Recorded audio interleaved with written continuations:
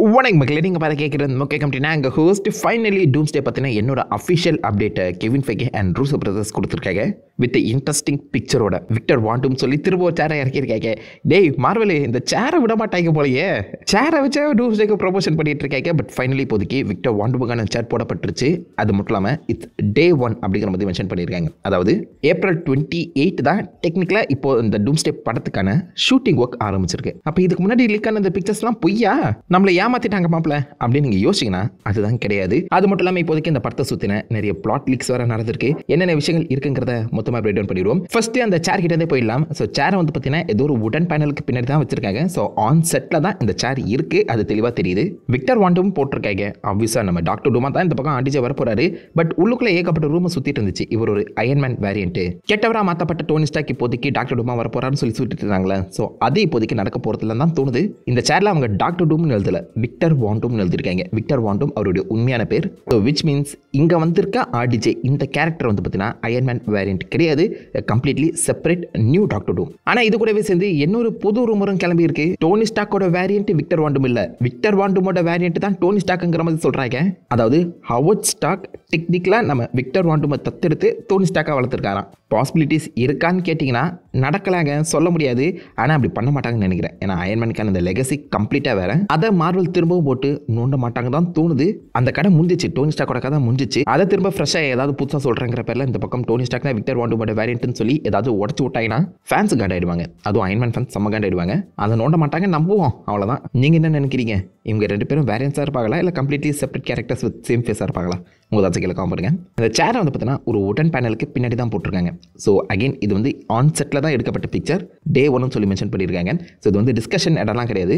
Settle இப்போதைக்கு Victor வாண்டும் வச்சு shooting நடந்துட்டு இருக்கு. இப்போ நம்ம பேசிட்டு இருக்க அந்த சமயத்தில் ஏதோ ஒரு இடத்துல ஆடிச்சு வந்து பார்த்தீங்கன்னா டாக்டர் டூமா நடிச்சிட்டு இருக்காரு. மோஸ்ட்லி இண்டோர்ஸில் தான் அந்த ஷூட்டிங் எடுக்கிற மாதிரி தெரியுது. இந்த Day 1 பிக்சரோடய சேர்ந்து Day 1 ஒரு சின்ன ஃபுட்டேஜும் லீக் ஆகியிருக்கு. அந்த என்னால் போட முடியாது, ஆப்வியஸ்லி காப்பிரைட் இஷ்யூ வரும். பட் அந்த வீடியோவில் நீங்கள் பார்த்தீங்கன்னா யாரோ ஒருத்தங்க கிரே சூட்டை போட்டு ஏதோ ஒரு ரூம்குள்ளே போகிற மாதிரி தான் காமிச்சிருப்பாங்க. அந்த சூட் டிசைன் அண்ட் அவங்களோட ஆக்டிங் ஸ்டைலாக வச்சு பார்க்கும்போது லைட்டாக ஆடிஜேமாக தான் இருக்கு. அண்ட் அந்த சூட்டும் கிட்டத்தட்ட இந்த ப்ரொடக்ஷன் வீடியோ அனௌன்ஸ்மெண்ட் அப்போ நம்ம ஆடிச்ச போட்டதில்ல அதே கிரே கலர் சூட் மாதிரி தான் ஃபீல் ஆகுது. மேபி லைக் இது விக்டர் வாண்டுமோட ஆரிஜின் ஸ்டோரி இல்லைனா ஃப்ளாஷ்பேக் ஸ்டோரியாக இருக்கும்னு தோணுது. விக்டர் வாண்டும் லட்வேரியாவில் சாதாரண ஏழ்மையான குடும்பத்தில் பிறந்த ஒருத்தர் தான். ஆக்சுவலாக மேல் படிப்பு படிக்கிறதுக்காக அமெரிக்கா வந்திருப்பாரு. அங்கே தான் ரீடச்சர்ஸ் ஒரு ரூம்மேட்டாகவும் இருப்பார், புரியுதா? ஸோ அந்த சீக்வன்ஸை ஷூட் பண்ணுறாங்களோ. அண்ட் இந்த ரூம் செட்டப்பும் இந்த விக்டர் வாண்டும் பின்னாடி இருக்க இந்த போட் பேனலும் பர்ஃபெக்டாக மேட்ச் ஆகிற மாதிரி தான் எனக்கு தோணுது. அதான் டாக்டர் டூம் போடாமல் விக்டர் வாண்டும் போட்டிருக்காங்கன்னு நினைக்கிறேன். ஐ மீன் ஹி ஸ்டில் விக்டர் வாண்டும். அவருடைய ஃப்ளாஷ்பேக் ஸ்டோரி தான் ஷூட் பண்ணிட்டு இருக்காங்க போல. இன்னும் டாக்டர் டூமா அந்த மனசை மாறல. அதை சொல்கிற மாதிரி கூட பாசிபிளி ரெஃபரன்ஸாக வச்சிருக்கலாம், சொல்ல முடியாது, பார்க்கலாம். மோர் லைக்லி அது டாக்டர் டூமோட ஆரிஜினாக தான் இருக்கும்னு நினைக்கிறேன். அந்த வீடியோ பார்த்தவங்க உங்கள் தசைக்கலாம் காமிடுங்க. சரி, இதெல்லாம் ஓகே, இப்போ தான் ப்ரொடக்ஷன் ஆரம்பிச்சிருக்காங்க, ஷூட்டிங் போதுனா அப்போ இதுக்கு முன்னாடி சில செட் பிக்ஸ்லாம் இருக்காச்சே, அதெல்லாம் உண்மையாக நீங்கள் கேட்பீங்க. உண்மைதான், அதெல்லாம் ப்ரீ ப்ரொடக்ஷன் செட்டு. டெக்னிக்கலாக செட் எல்லாத்தையும் Day 1 வந்து போட மாட்டாங்க. எல்லாத்தையுமே ஆல்ரெடி ரெடி பண்ணி வச்சு அப்படியே பேக் டு பேக் வந்து பார்த்தீங்கன்னா ஷூட்டிங் ஆரம்பிச்சிருவாங்க. அதன்படி இதுக்கு முன்னாடி வந்து பார்த்தீங்கன்னா நீங்கள் எக்ஸ்பென்ஷன் செட்டை வந்து பார்த்துருப்பீங்க. அந்த செட்டை லீக் பண்ண வரும். இப்போதைக்கு ஏகப்பட்ட ரிப்போர்ட்டர்ஸுமே வந்து பார்த்தீங்கன்னா இந்த வாரம் முழுக்கவே எக்ஸ்பென்ஷன் சம்மந்தப்பட்ட வீடியோஸ் அண்ட் ஃபுட்டேஜஸ் தான் எடுக்க போகிறதா சின்னதாக ஒரு முறை கிளப்பி விட்டுருக்காங்க. ஸோ விச் மீன்ஸ் இந்த சேர் வந்து பார்த்தீங்கன்னா மேபி யாருக்கு தெரியும் எக்ஸ்பென்ஷனில் கூட இருக்கலாம். பின்னாடி உடன் பேனல்ஸ்லாம் இருக்குது. அண்ட் எக்ஸ்பென்ஷனுமே நீங்கள் எடுத்து பார்த்தீங்கன்னா இந்த உடன் செட்டப்லாம் நிறைய இடங்களை உங்களால் நோட் பண்ண முடியும். ஸோ மேட்ச் ஆகுதுல. மேபி விக்டர் வாண்டும் எக்ஸ்பென்ஷனை நுறுக்கிறதுக்காக வந்திருப்பாரோ, இல்லை விக்டர் வாண்டும் மியூட்டன்ட் இருக்கிற மாதிரி காமிக்க போகிறாங்களோ. பட் எக்ஸ்பென்ஷன் டிஸ்ட்ராய் ஆகிற மாதிரி ஒரு செட்டை போட்டுருந்தாங்களே, இப்போதைக்கு அந்த செட் கண்டினியூஷன் தான் இங்கே நடக்க போகுது. ஸோ எக்ஸ்பென்ஷனில் நடக்கிற சீக்வன்ஸ் தான் இந்த வாரம் முழுக்கவே ஷூட் பண்ண போகிறதா சொல்லியிருக்காங்க. எனக்கு தெரிஞ்சு பாசிபிளி டாக்டர் டூமோட ஃபுல் லுக் ரிவீல் ஆகிறதுக்கான வாய்ப்புகளும் இருக்குது. சப்போஸ் அவர் தான் இந்த எக்ஸ்பென்ஷனை அட்டாக் பண்ணுறதா இருந்தால் வேறு மாதிரி இருக்கும். இந்த எக்ஸ்பென்ஷனை நம்ம இதுக்கு முன்னாடி இந்த மார்வல்ஸ் படத்தில் மோனிகா ராம்போ போயிருப்பாங்களே அந்த இடத்த அப்படிங்கிற மாதிரியும் சில ரிப்போர்ட்டர்ஸ் வந்து சொல்லிட்டு இருக்காங்க. மோனிகா ராம்போ அங்கே போயிருக்கனால இன்கஷன் ஈவென்ட் ட்ரிகர் ஆகியும் அந்த இடத்துல டேமேஜ்ங்கிறது நடந்திருக்கலாம். பார்க்கலாம் இந்த வாரத்தில் எவ்வளோ எக்ஸ்பென்ஷன் செட் வந்து கிடைக்குதுன்னு. அது மட்டும் இல்லாமல் இந்த எக்ஸ்பென்ஷன் செட் வீடியோவோடய சேர்ந்து நம்ம சைக்ளாப்ஸ் வாங் கூட பேசுகிற மாதிரியும் மேக்னெட்டோ இருக்க மாதிரியும் சில செட் பிக்கை நீங்கள் பார்த்துருப்பீங்க. அது உண்மையான்னு தெரியலங்க.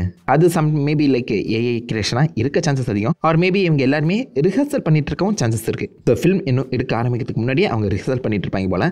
ஆனால் தான் சைக்ளாப்ஸ் கண்ணாடி போடாமல் சுற்றிட்டு இருப்பாரு. இன்னும் ஷூட் ஆரம்பிக்கல, ஜஸ்ட் ரிஹர்சல் பண்ண தான் இங்கே வந்திருக்காங்கன்னு நினைக்கிறேன். ஸோ எக்ஸ்பென்ஷனில் சம்பவம் இருக்குது அண்ட் பாசிபிளி எனக்கு தெரிஞ்சு டூம்ஸ்டே படத்தோட ஓப்பனிங் கூட எக்ஸ்பென்ஷன்லேருந்து ஆரம்பிக்கலாம். நம்ம ஆடிச்சு அடுத்த 3 மாதத்துக்கு இந்த படத்தில் தான் ஒர்க் பண்ண போகிறாரு. இந்த 10 ஷூட்டிங்கில் தான் இன்வால்வ் ஆகியிருக்காரு. மற்ற ஆக்டர்ஸ் வந்து பார்த்தீங்கன்னா 1 மாதம் 2 மாதம் சொல்லி வந்துட்டு போகலாம்.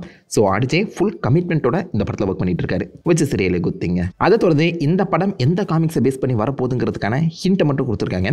ஆப்வியஸாக டைம்ஸ் ரன் அவுட் வரப்போகுது. நான் வந்து டாக்டர் ஸ்ட்ரேஞ்ச் 2 தான் டைம்ஸ் ரன் அவுட் பேஸ் பண்ணி கொடுப்பாங்கன்னு நினச்சேன். பட் இந்த படமே டைம்ஸ் ரன் அவுட் பேஸ் பண்ணி தான் வரப்போதான். செம இன்ட்ரெஸ்டிங்கான ஒரு கதை. அதே மாதிரி சில்ட்ரன்ஸ் க்ரூசேட் அண்ட் சீக்ரெட் வாஸோட ப்ரீலூட். ஆப்வியஸ்லி இந்த 3 காமிக்ஸை பேஸாக வச்சு தான் இந்த படத்தை எடுக்க போகிறதா சொல்கிறாங்க. அப்படி பார்த்தா வாண்டாவும் ரிட்டர்ன் ஆகணும். ஏன்னா சில்ட்ரன்ஸ் க்ரூசேட்டில் ஆப்வியஸாக நம்ம டாக்டர் டூமுக்கும் வாண்டாவுக்கும் கிட்டத்தட்ட கல்யாணமே ஆகிடும். டாக்டர் டூம் வாண்டாவோட பவரில் எடுத்துக்கிற மாதிரி காமிச்சிருப்பாங்க.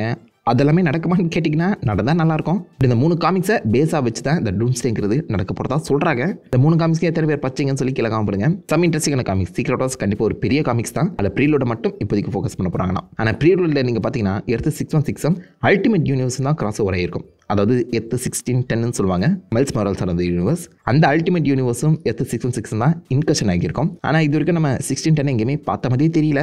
மைல்ஸ் மாரல்ஸை கூட்டு வரணும்னா 1610 வழியாக தான் கூட்டு வந்தாகணும். சொதப்பாமல் ஏதாவது பண்ணுங்கடா எப்போ, அவ்வளோதான் நான் சொல்லுவேன். இது கூடவே சேர்ந்து இன்னொரு முக்கியமான லீக் படி இந்த டூம்ஸ்டே படத்தில் வந்து பார்த்தீங்கன்னா 1 ஷாட் ஹீரோஸ் அண்ட் வில்லன்ஸ் வருவாங்க சொல்லி மென்ஷன் பண்ணியிருக்காங்க.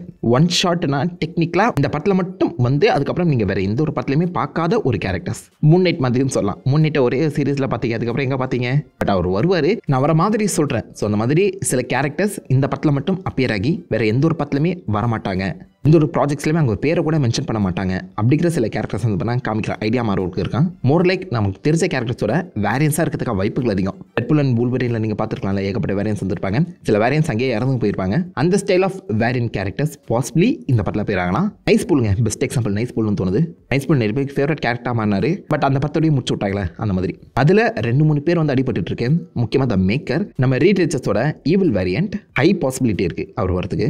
அந்த ரீட் ரிச்சர்ஸ் உலகத்தோட சம்மந்தப்பட்டவன் தான் டாக்டர் டூம் மாதிரியும் சொல்லப்படலாமா. ஏன்னா எப்படி பார்த்தாலும் டாக்டர் டூம் ரீட் ரிச்சர்ஸ்குள்ள தான் அடிக்கடி முட்டிக்கும். 2 பேரும் ரூம் மேட்ஸாக வர இருந்தவங்க. ஸோ மேக்கரோட ரூம் மேட் தான் இந்த விக்டர் வாண்டூம்ங்கிற மாதிரியும் சொல்லப்படலாம். அதே மாதிரி த மேஸ்ட்ரோ, எஸ் சாதா ஹல்கில் மேஸ்ட்ரோ ஹல்க்கு கூட்டிகிட்டு வர ஐடியா இருக்கா. சொட்ட ஹல்க்கு பயங்கரமான ஹல்க்குங்க. அவன் எல்லா அவஞ்சஸுமே போட்டு தள்ளும் ஒரு பயங்கரமான கேரக்டர். அவரும் டாக்டர் டூமுக்கு சப்போர்ட் பண்ணலாம். அண்ட் ஆல்சோ ஹைபீரியன் சொல்கிறாங்க. சில மென்ஷன் பண்ணியிருக்க அந்த காமிக்ஸ் படி பார்க்கும்போது ஹைபீரியன் ஒரு கட்டத்தில் பியனர் கூட சண்டை போட்டு இறந்து போயிடுவாங்க. சீக்ரெட் வாஸுக்கு முன்னாடி நடந்திருக்கும். ஸோ அதன்படி மேபி ஹைபீரியனும் வரதுக்கான சான்சஸ் அதிகம். அவருமே ஈவில் வேரியண்ட்டாக இருக்கலாம். லைக் நம்ம டாக்டர் டூமுக்கு சப்போர்ட்டாக இருக்கலாம். அண்ட் ஆப்வியஸாக நம்ம கிறிஸ் எவன்ஸ், கேப்டன் ஹைட்ரா, இவருமே டாக்டர் டூமுக்கு சப்போர்ட்டாக இருக்கலாம். இப்போ நான் சொல்லும்போது ஒரு பேட்டர்ன் புரிஞ்சிருக்கணும்.